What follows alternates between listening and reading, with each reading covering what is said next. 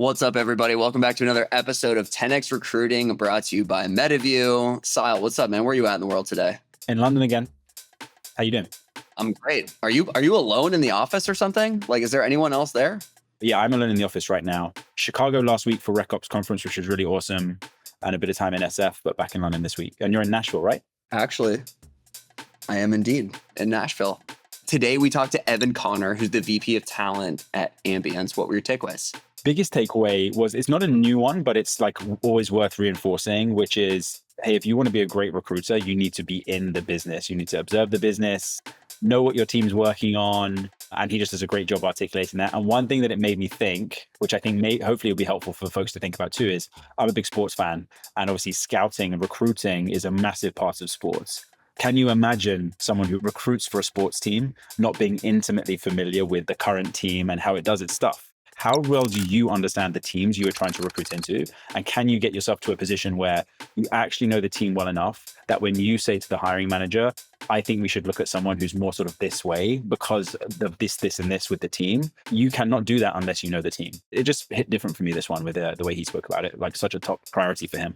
I had two big takeaways. One is that the future recruiters must be grown. So this actually goes back to a conversation Evan and I had at a 10X dinner in San Diego over the summer. And kind of everybody at the table was complaining about like the lack of recruiting talent. And there's clearly right now like more companies that are hiring. And so they're looking for recruiters. You're a founder right now in the office at 10 p.m. You're okay with your team not being there. Most founders are not okay with that. And so like finding those like intense, like down to do it, down to grind, especially at the early stage recruiters, there just isn't enough of them. And there's many reasons why, but the reality now is like they must be grown. And I think there's significant alpha opportunities for companies to grow recruiters, especially if you're a little bit later stage, like doing a rotational program. I mean, I talked a little bit about this, but I've been thinking about it for a little while. And that was one huge takeaway for me. The other one is recruiting doesn't stop at offer accept. Evan owns the Ambience onboarding program, which he described, which is just an awesome, it's such a good listen for everybody out there. But basically, like they fly everybody in and then they have like all of the execs come in at different parts of the day to teach the business. My favorite part of the day is they actually like make you pitch the company. My feedback to Evan was like, I feel like actually you guys should like make them do it together and put them like on the spot a little bit. But like everybody should be able to pitch the company, whether it's to a colleague, whether it's to your parents, whether it's to like your sister, like it's an important thing to do. And I love how they do that contained version in the onboarding process, which is owned by their VP of Talent. Here is my conversation with Evan Connor. This is 10X Recruiting, a podcast from Metaview. Let's get after it. All right, Evan, you got to start by telling us, how did you meet your wife? Oh man, this is a great story. I think it's safe for work. So when I graduated college, I moved to San Francisco. I worked in emergency medical services and was a paramedic for several years. And I think it was like 2 a.m. We were in San Francisco and we got a call for service and it was for a shooting. And we had to like stage around the corner for a couple minutes until police secured the scene. We got on scene. The call was like not going to go anywhere. Like situation was bleak. And the first officer on scene, we ended up like loading the victim into the back of the ambulance and took him to General Hospital. And the first officer on scene jumped in the back of the ambulance and I was like, oh, hey, how can I help you? And she's like, oh, can we get any information from him? And I was like, no, we're doing like chest compressions and it's code 3 to the hospital. And then I saw her outside of the hospital after the call and we were both doing paperwork and, we kind of just like said hello to each other. And then I kept seeing her on calls after that. And one day saw her off duty and just asked her for a number. And then 2 years later we were married and it was a pretty good story. So kind of a unique way to meet her. How long have you guys been married now? We've been married 13 years now. Wow. Okay. Yeah. I always tell people I think marriage is super underrated in today's world. My wife and I have been together for going on 17, married for more than 11. And dude, it's the best, isn't it? Yeah, it's really good.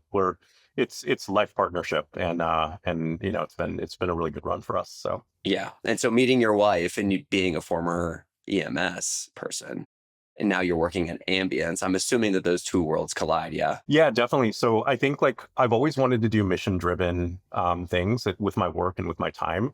And after I transitioned out of EMS and got into recruiting, uh, just had a number of great opportunities unfold. And one of those was working at Ambience. And if you don't know, Ambience is building AI for clinicians to help just reduce administrative burden in their lives. And I think there's a huge amount of like feedback that we get from the clinicians of how grateful they are that we're bringing a solution into their lives that can allow them to like focus on patient care and not have to do all the administrative work. And so there's a real good like feel story, and that kind of ties back to just my interest in helping people and also just being on the front lines with healthcare. So there's a Yeah. lot of pull there. And also just like interacting with people too, right? Like you and I were at this Metaview dinner a few weeks ago in San Diego, and you and I were both complaining about this last like vintage of recruiters. I think we probably share the same belief that like there's just a shortage. What do you think is going on there? Yeah, it's interesting. I'm hiring for someone on my team right now, and I've interviewed a lot of folks. And I think one of the things that I notice is that they're generally it's kind of the same playbook and the same script with everybody, and there isn't a lot of like differentiation. And I think for me, where I see this industry going, and really the role of the recruiter is being a true business partner that understands the business, the goals, the health of the business, the finances, the products, right? Because if you're going to bring somebody into the organization, you have to know all of those things and tie it all together. It's going to help you do your job much better. It's also going to make you much more credible. But most importantly, it's going to help you identify the right people for the organization that are going to fit the needs of the business, right? So I think it's just like that business context that's sometimes missing that leaves something to be desired. Yeah, the business partner line kind of like sounds trite because I think like everybody says it. The other one that like makes me, want to jump off my balcony is when people are like, I want a seat at the table. And my experience with that was like, well, you have to earn it. And part of the way that you earn it is by earning trust. And the way you earn trust is you can speak the language of the business operators. And the way that you do that is you actually like get in there. Like I've told this story before, but at DoorDash, we had to do WeDash every month. So we either had to dash or you had to do customer support. And at the time, I thought this was super stupid because I was like super buried. Everybody is.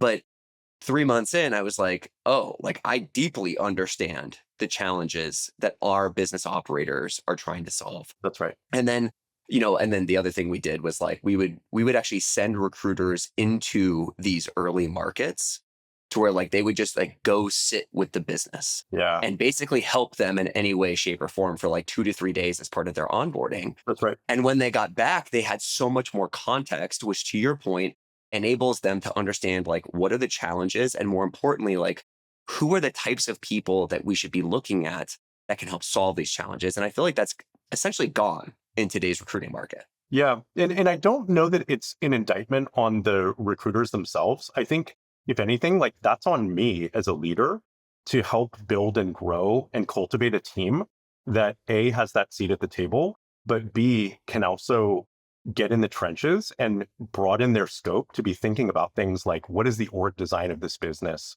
How does each role have the right scope and responsibility that actually ties back to the business objectives, right? Are my recruiters sitting in on the product meetings to understand where the roadmap is going and how that translates into more revenue for the business and more growth, right? So I think it's on us as leaders to really not only identify those people that are full stack operators and they're capable of like sweeping the floor, but also being like highly strategic, but also giving them the opportunity and holding them accountable to embedding themselves into the business. And I think that's probably the missing link. Yeah, I don't think you have a choice today, but the problem is we still have a shortage. And every day I'm getting pinged, literally every day, from people who are like, hey, do you know anybody? I was just talking to a friend yesterday who was like, hey, I'm hiring for my team. What do you think? Like, do you know anyone looking? And so like, I actually do feel like there's a legitimate shortage of great recruiters. So where does the next great recruiter come from? It's a good question. I don't know that I have the answer, but I have some theories. I think these folks need to be grown, right? I think you need to find really high slope folks that are really intelligent, really driven, and who can be generalists like athletes and flex across various aspects of the business. So one example is I hired somebody who spent some time at agency, went to a VC, and as we brought her in, she hadn't worked in-house before, but we knew she was super smart, really capable, had all the potential in the world. And so we brought her in. She's been ramping up as a recruiter, doing really well. But we also gave her onboarding, and we said, we want you to help onboard everybody into the company. The way we've been doing it is, good. We want you to make it great. And just gave her that entire program. And we have this incredibly well-oiled machine now where after 8 months, we've run like 8 different cohorts once a month.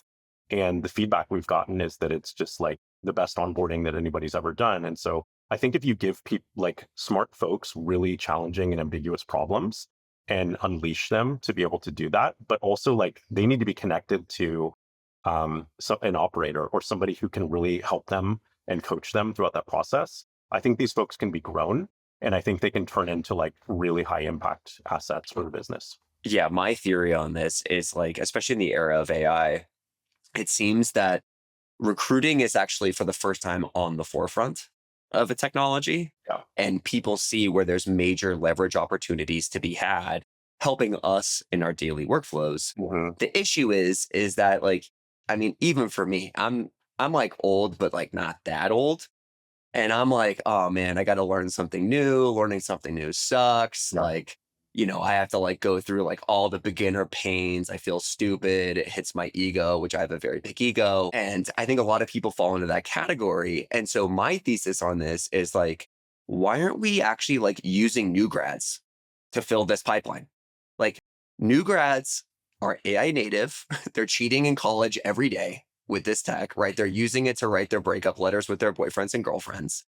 And so like, why not use them and then teach them the requisite skills, which I think actually are starting to merge, right? The recruiting skills, it used to just be like, hey, you guys sit in the corner and like the business sits over here and you guys go recruit. But now it's like all starting to merge to your point earlier of like, we got to understand the business. We got to live with the operators. We have to be business native.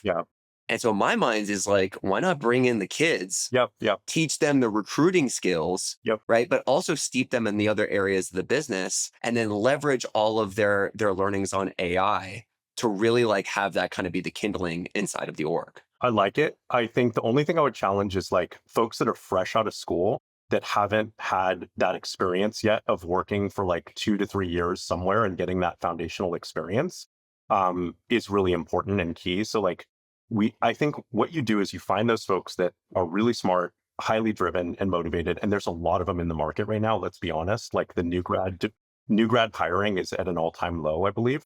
And so it's identifying those people that have, hopefully had like a couple of years experience and then bringing them into the org and training them as a sourcer, as a recruiter, as a business partner, and calling it a tour of duty. You're going to cut your teeth here. This is where you're going to learn everything about the business. You're going to learn how to pitch it. You're going to learn how different functions work with each other. You're going to learn the operating of the rhythm of the business, right? And once you get this landscape, we will deploy you further into the business as then you can become more strategic elsewhere, right? So I think it's a really good, but it sucks for us because we're going to have to like constantly recruit, train, and move people through. But I think it's a really good place for folks to start. Yeah, the term that just came to my mind is the forward deployed recruiter, Mm-hmm. right? Yeah. Like Palantir has the forward deployed engineer. And I don't think actually anybody has come up with the forward deployed recruiter yet, but I actually think there's significant alpha to be had there because if you truly are like doing a tour of duty, right? And you're steeped in it, you're going to learn a lot really fast. I mean, there's stuff that I felt at DoorDash. I was like, man, do I want to go be a GM? Because like I have so much context that no one else has because I've been living it for so long. Yeah. I think that's right. So talk to me a little bit more about this like onboarding thing, right? One, it's super interesting that you put a recruiter on this challenge, but just like more broadly, tell me a little bit more about like what is the onboarding program at Ambience and how do you guys think about solving that problem? Yeah, so I think just a little bit of like historical context. We had mostly onboarded when we were like 30 to 40 people. We had onboarded folks either in person out of the office or asynchronously if they were remote. through like a Notion doc and come up to speed on all of the context of the business. And here's what you need to know. Here's what you need, who you need to meet with. Go. And I think we wanted to like take that method and really help get people bought in a lot more into the organization, into the health, into the ops rhythm. And so what we did, I guess the first principles thinking was like, if we're gonna truly get folks to onboard really well, they have to truly understand what their scope is and what their role is. So we actually write an MOC for every single job at the company. And we do this because if you write the MOC really well, that translates into what their OKRs are and how you would think about a 30, 60, 90-day plan.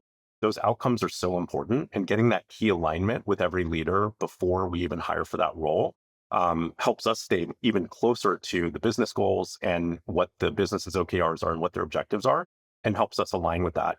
Then we can actually interview way better because we understand exactly what this person will need to do. And we design the interview process to be specific to those outcomes, including a test project, which everybody gets because we believe the best way to see somebody's work is to actually have them do it. And then as they onboard, we've got their 30, 60, 90, we've got their MOC. We bring them into a 2-day immersive onboarding where they get all of the context that they would need from every single functional leader in the company. They understand our ops rhythm. They get certified in how to pitch the company. So they get a two-minute pitch, 20-second pitch, 2-minute pitch, and a 20-minute pitch, so that they can confidently go out and be able to talk, right? When you're at a party, when you're with friends, family, like we want you to understand like how to talk about the company and the positioning.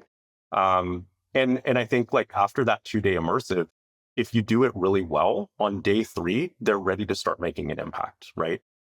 It's overwhelming for them. It's exhausting. It's intensive, but I want people that are ready to like deploy out of the gate and start making an impact when they get here. And I think this has been a really good way for us to help people hit the ground running. So, okay, there's a lot to unpack here. So on doing the onboarding the way you guys are doing it must take a lot of time from like your leadership team as well, correct? That's right. If you think about it, it's about once you do all the pre-work and once you have, all your slides updated and all the documentation, it's an hour of somebody's time to be able to come in once a month and be able to share that context. So it's not too bad. Okay. And that's actually really interesting. So the onboarding cohorts are happening once a month. And then I'm assuming you guys are still probably starting people like off schedule and then bringing them in. Is that right? That's right.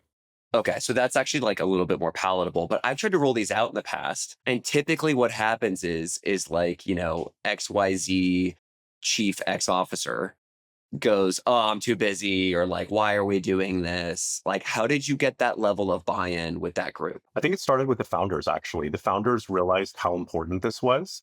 And they said, we will commit to being at every single onboarding, both to set the tone on culture, and how we operate, but also to do a social and go to dinner with them on the first night and meet everybody in the company. And so like they really set the tone for the importance. And I think that really helps. And then additionally, it's just like, look, everybody in that room that's going to onboarding is hiring for one of these people and for one of these teams. And they also understand like the relative importance to it. And so we start every single session with like, here's what you're going to get out of this, or here's what you should get out of this session. And then at the end, we quiz them and say like, hey, did you get what you thought you were going to get out of this based on what we said, or where are the gaps? So there's this constant like retro happening where we're getting like real-time feedback to continue to improve the quality of the product. Yeah, it's never a finished state, is it? That's right. That's right. Yeah. So tell me more about this like pitch certification. Like how specifically does this module work? What we do is we, first of all, one of the founders will come in and kind of tell the story, and then share with people like how they would pitch the company in real time to like take feedback and get questions. We also send them some videos of recordings of people who have done pitches previously to just socialize and get them ready. And then we'll give them some documentation about like what are the key talking points and like how do you mitigate risk, and how do you talk about all of the things that we specifically want to land. And then they do a capstone project, and so they'll get into groups, meet with a different leader, and basically go through the pitch. We'll record it. We'll give them feedback in that process. And I think the goal is to ensure that they walk out of there with like a really solid understanding of like our differentiation, our products, our founding story, and then how to speak about culture. And it's been really powerful for folks. I think like some folks get intimidated, Yeah. especially like folks that are more early career, like the salespeople are like, bring it on, right? But some other folks can generally be, it can be uncomfortable. But I think they understand like the value of it and how important it is, and then they feel that much more confident in their role because they know how to talk about what they're doing and they can connect all the dots. Do they have to pitch it in front of each other? They do not. They will meet one-on-one with like a sales engineer or somebody who's doing demos very constantly. And so it's like a one-on-one. It's like less threatening, right? Yeah, I feel like there needs to be like the next version of this is like go practice and then come back and pitch. I did this public speaking course one time, and the way it opens is you have to like literally pitch something for if you could pitch anything for 60 seconds, and they're recording you the whole time, and you're doing it in front of like 7 other people. And it is super intimidating, but at the same time, you get this like level of trust and relationship with people because everybody looks stupid doing it the first time. That like, if you can get new hires over that, it's like, hey, you're at a new company, and oh, by the way, we're going to throw you right into the fire and see how you do this live. I think you walk out of there with some pretty good depth and relationship. 100%. Yeah, you got to be uncomfortable to be comfortable. Totally. Okay, so you had mentioned the MOC, which stands for mission outcome competencies. The reason I know this is because the guy who published the paper on it at Andreessen Horowitz, Jeff Stump, met me when I was at Carta, and we were like hiring for a chief product officer at the time. And he goes, well, do you have the MOC written? And I go, what's that? And he like busts out his blog post and shares it with me. And I was like, oh shit, like this is a level of detail that I have never gotten to in my life. So can you describe it a little bit in more detail and why you guys do that? Yeah, I mean, I think like the main takeaways are probably like, let's have extreme clarity on what this person is going to do. So if you write an MOC and this were to land on the desk of any executive at the company or any employee for that matter, in 2 minutes, can somebody read through this and have a crystal clear understanding of why this role exists? What is this person going to do? And what are the traits and behaviors and skills that this person needs to have to be successful? So I think that's really key. And so when you talk about the mission, it's really like, what is the business objective that this person is going to accomplish? You actually have to rewrite it several times because it's not super clear in like 5 sentences. We're doing something wrong, right? So we have to tie that back to like the business goals, the business objectives, what this person will accomplish and why it's impactful. And then you start going into the objectives and you can think about those like this person's KRs. What are they actually going to deliver, right? Is it measurable? How do we quantify this, right? How should we think about the relative impact of this work as it ladders up to the functions goals and then to the broader business goals, right? Super key. And then the competencies. This is the hardest one for me because I think you need to think about what is the archetype of the person that you're trying to hire and determining like what are the behaviors and the skills and the experiences that this person is going to have to be able to go and accomplish those KRs, right? And a lot of times it'll like a lot of the operating rhythms and the cultural competencies that we assess for ring true here, right? So full stack operators, looking for people that are like high slope, people that are like barrels, exceptionally talented, taking ideas from concept to reality, leading projects, right? Versus like ammunition, which like execute really well, but like need more direction.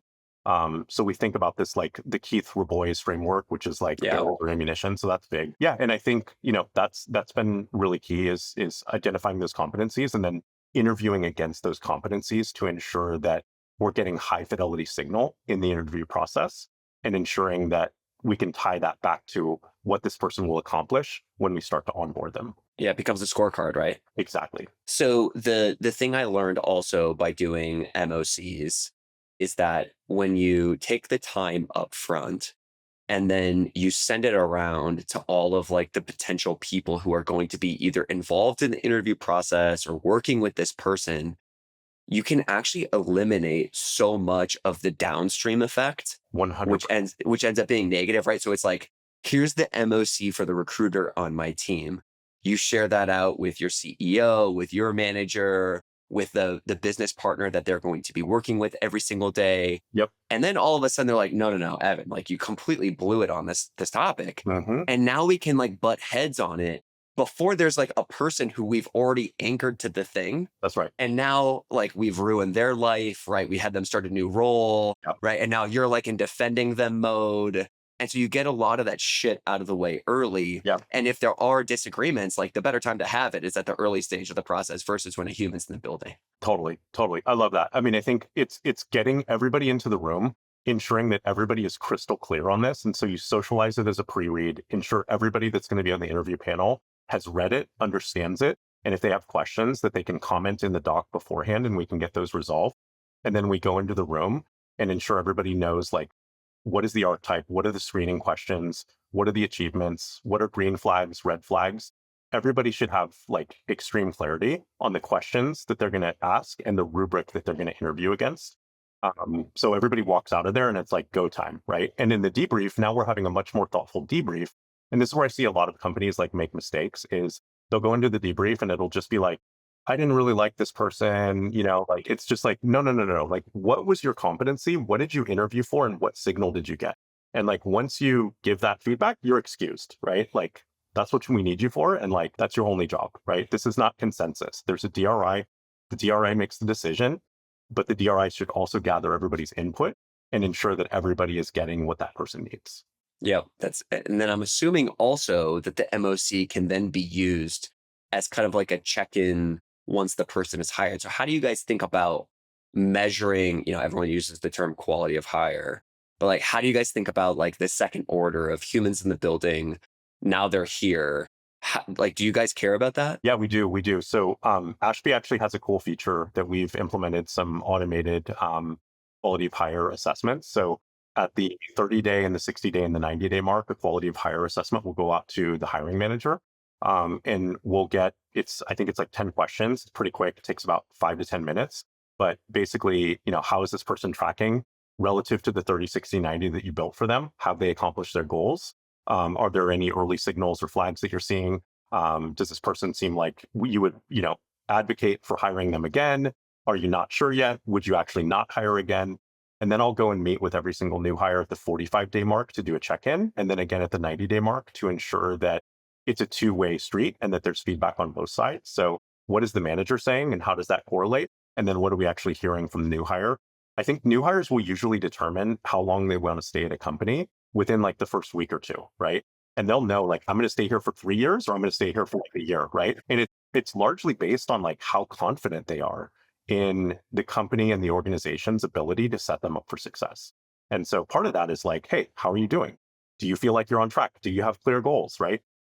What are you blocked by, right? Any context or cultural observations or things that you're not grokking yet, right? Let's talk through those. And then usually at the 60 to 90-day mark, you have pretty good signal on both sides. Sometimes there's a disconnect with the hiring manager and they have blind spots. And it's like, hey, this is what I'm hearing from your new hire, right? Like, have you done this, and this, right? And getting clarity and giving some coaching. And then other times it's like the hiring manager is like, hey, we're missing, this is a gap, like they're not delivering at all. And then you can do a postmortem and a quick retro to figure out like, what do we actually need to change in the hiring process to like minimize this mistake? Yeah, which enables a couple things. I think the most importantly is that mishires happen. Like it sucks, right? Like, but if we're being really honest, there's no 100% in recruiting. Like you want a high batting average, but nobody bats 1,000. Yep. And so I'm assuming that it also enables the ability to move quickly when you do make a mistake. Yep. Because again, we all make mistakes. And so what then gets, what should be measured rather is how fast you move on it. And so I'm assuming that enables like pretty fast speed when we do make a mistake. Yeah, that's right. So the benefit to all of this, like day 3, they're ready to jump into the business and have impact.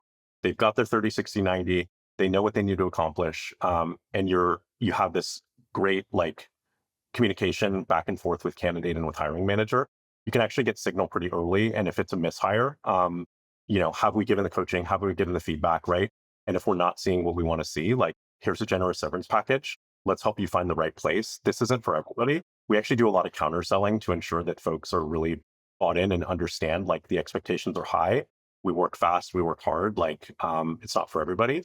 And so if we've done that and we've given folks a shot to be able to perform and they can't execute, right? There's only so much you can do in an interview, so much you can do in back channels, references. Like but then it's up to the individual, right? We have to set them up for success, but then it's on them to actually go out and do their role. And so sometimes that doesn't happen, and that's okay. We need to make sure that we handle them with care as we help transition them out of their work. So, okay, you use the term counter selling. I call it the anti-sell.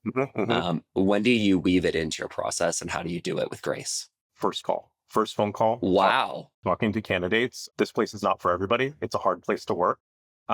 Here's, by the way, this ties back to so I'm interviewing a lot of recruiters now, and we were doing a test project that was like, can you show me how you would do an intake, show me how you would source, right? All that stuff. It's useless. It's table stakes. Everybody can do those things. It's not rocket science. What's more interesting is when you're working at a company that doesn't have like the brand that OpenAI or Anthropic has. You're going to be pitching on every single call that you talk to candidates for your first 10 minutes. You have to get the candidates buy-in immediately, right? And so what I do now is I actually have people pitch me as a part of the test project. And so I'm the candidate. I ask them to pitch. We give them a ton of information ahead of time and then ask them to go out and research. You'd be surprised at how little people take advantage of people in their network, like reaching out to people at the company, like practicing, trying to bend people's ears and understand more about the business. And so they come in and they do kind of the boilerplate pitch. And that's a key component of getting people excited. And so part of it is like, I'm going to pitch you for the first 10 minutes, every candidate, like, let me walk you through the context. Here's the founder's story. Here's the company story. Here's the history. Here's our trajectory. This is the mission. By the way, it's a really hard place to work and it's not for everybody, and that's okay. But we want to own that and we want to be honest with you and help you understand so that you can opt out from the very beginning and not get too deep into the process because it's not for the faint of heart. And we just want to own that, right? Totally. And I love that because now that you're saying it the way that you do, what you're not saying is like, I'm only anti-selling you, right? What you're saying is like, I give you the pitch, right? I learn a little bit about you. And then I tell you like, what's really up here. Like, this is how this place actually operates, which, I always say like, people are like different flavors of ice cream, right? And like strawberry might really like Ambience, right? But vanilla might be like, this is a fucking nightmare, right? Like, help me avoid and so I think it's important to do it in the first call of just like, this is what this is. But then I'm assuming then what you also do is as we learn more about the candidate, then giving them feedback along the way, you're then able, it's not even like an anti-sell. It's like, hey, we saw this thing. We really like you, but this is the concern that we have as it's going to relate into your day to day. And then just seeing how they respond to those things, because ultimately, like, it's not about, it's like when you going back to like the beginning of this conversation and talking and meeting our wives, like, it's not all good for us, right? Like we all have different angles of our personality. And so I think it's just important to like give people the opportunity to say, this is what we noticed, right? This is why that would not work here. What do you think about that thing? That's right. That's right. And I think we'll even go as far as like sending the cultural clarification PDF to people as they're in an interview process so that they can understand like who this is the right environment for and who this is not the right environment for. And then you got to do the counter sell or the anti-sell when you're closing as well. So it's like first phone call, middle of process, pre-interview, and then, very end. The worst thing that could happen is people get here and they go, wow, this was not what I was expecting. I'm wrong, right? And that has happened. And so we've doubled down on this to ensure that we're getting people that are ready for wartime. Wait, did you say, what was the culture thing called? Culture clarification. What is that? It's just a PDF that basically just clarifies like how we operate, how we think, the people that tend to do well here, extreme bias for action, right? We talked about like full stack operators, people that have like very high integrity, mission driven, low ego. When decision making happens, it's like we want people that are going to prioritize what's best for the company and the mission above their own self-interest. And so we just want to be really clear about like the people that tend to do really well here and just say like, this is what we've noticed, right? You may not be that person, that's okay, but we want you to opt in, right? We want you to know what you're getting into, right? To minimize, right? Because this is a decision for both sides, right? You're making a decision. We want you to have extreme clarity as you're coming into the organization. How did you come up with that? Like, so what was the process of coming up with the culture clarification document? Probably some of the stuff from Brian Armstrong at Coinbase, honestly, and just making sure that we were really clear with folks coming into the org, like what kind of business we were going to be and what kind of business we were not going to be. And so I think there's some of it there. I think there's also just like this, I think businesses now are starting to think about like more about the bottom line and about like, how do we execute and how do we grow? And I think a lot of that ties back to ensuring that you just get the very best people into the organization. So yeah, and the most aligned people, right, into the organization, like that. Because here, I think I always say headcount is a vanity metric, right? But in the 2010s era, like the way that we described the company, part of the way we described the company was how many employees we had. And that was like one of the first things that we said. But if you have a bunch of employees that are misaligned, yep, then you're actually going to move significantly slower, as we learned from like the layoff era, when every founder was like, holy shit, we're moving so much faster. Oh my God, like I have, less of these like concerns to deal with that are orthogonal to the problem that we're trying to solve. And really the thing underneath the thing there is exactly what Coinbase learned, which is like when they published the mission-oriented doc, it's like, you're either in or you're out. And we want you here, but this is what it is. And if you're not aligned with this, you should go because it's bad for you and it's really bad for us. Yeah. So how do you think about talent density? Like how do you define talent density and like how do you think about its relative importance? Well, okay. So okay. Relative importance, I think, is the key term there, because when people say talent density, I think they're basically just trying to steal what Coinbase did and just say like, we want, A players in every role. And I actually, so at my company, if I were to go build another company, I want that. I have a very close friend who they don't believe in that. Like they are very, very clear that we actually don't want A players in every role, because some of these roles, if you put an A player in there, they'd hit their ceiling so fast and then basically go promotion chase that there isn't another role for them to have for like years, because it's a slower growing business, more infrastructure play.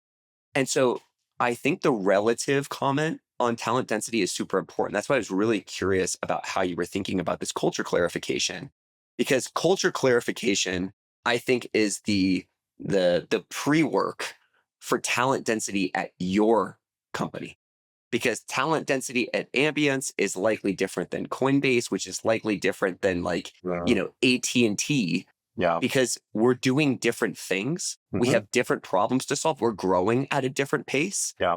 And so for me, I think it has to come down to specifically like, what are the problems we're trying to solve? What are the behaviors of our top performers? And can we actually enumerate those behaviors and then go list, line by line when we're evaluating people, not only in the recruiting process, but then also in performance reviews, which everyone seems to forget. Yeah.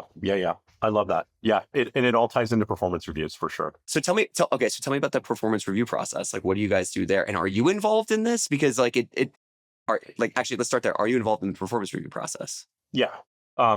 But we are hiring a VP of people, and that person will likely take this over. And I'll happily give that to them. But yeah, I think like we do a performance review.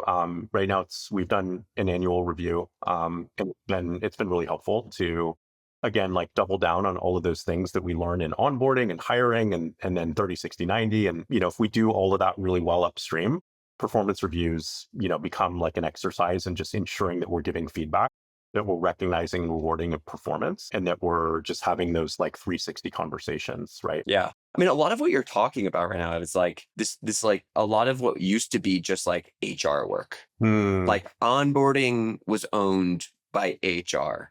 Like, yeah, you guys are hiring a VP of people, but like I'm assuming you're still going to be intimately involved with performance reviews as we go forward, because like now, as my friend Amina had told me, right, it's like at Vercel, like they have their head of business recruiting, head of tech recruiting sitting in on each respective organization's calibration session.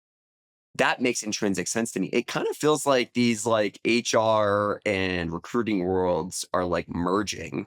Do you think that? I do. Look, I think if you're going to pay somebody like $250,000, $300,000 a year in total comp, it's not far-fetched to ask them to do more and to operate across various aspects of the employee lifecycle. And so when you think about that lifecycle, it all ties together, right? Like how you scope the role goes back to the business needs, what that person does in role, how they get onboarded, how they get coaching and feedback along the way, how we're conducting manager enablement to ensure that like we have a toolkit for managers to know how to like manage performance and give good feedback and give coaching and development. And then that all ties into performance management and rewards and like incentivizing our very best employees to continue to have impact and go do more. And where folks are struggling, right? Like ensuring that we've given them every opportunity to succeed. And when they're not, making the hard calls to move on and backfill those people to drive greater output. So I think it all ties together. And so how that looks for the recruiter and the HR business partner, there's probably like a blending of these worlds where if you can find folks that can do both, and organizations are asking us to do more with less resources. I mean, you've got companies now that are 100 people that are over $1 billion valuation, right? You're going to probably have a pretty lean people and talent department in those instances. So you kind of have to do more, right? And I think that's good if you've got people that are up for the task and that are capable of leaning into those things and want to do that. Yeah, I mean, my experience, so when I was at DoorDash, right, like I came up in recruiting, right? So I was like tried and true recruiter. And then what ended up happening was business operators were like, Nolan, like I'm having these problems with my org. And I was like, oh, like I would love to like just help you think through this. And the more I started doing that, I mean, I helped hire all those people. So like I knew all of like the people that they were talking about, right? And then I knew the business because of all the WeDash stuff and like hanging out with those people. It seems to me that actually if those worlds are merging, actually having the recruiting background is potentially more important. Yep. Because like recruiting is a skill that takes years to hone. Mm-hmm. And on the business partner side, I don't know if you need as many reps on that side. What do you think about that take? Yeah. I mean, which role is more strategic and which is more like tactical? I think both are equally as important.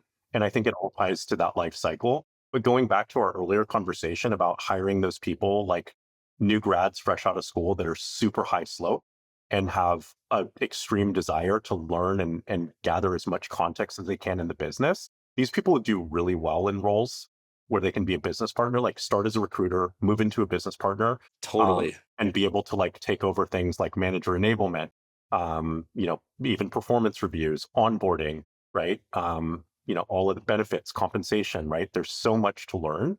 Why don't we open the door for folks that are really hungry and want to do this stuff and give them an opportunity to do so? Yeah, I remember at Google, we had like these 9, like for new grads coming into people operations, they had like 9-month stints in each of the different people ops departments. And I thought that was actually like so wise, right? Because it's just like, one, what do you like? Because like these things are a little bit different.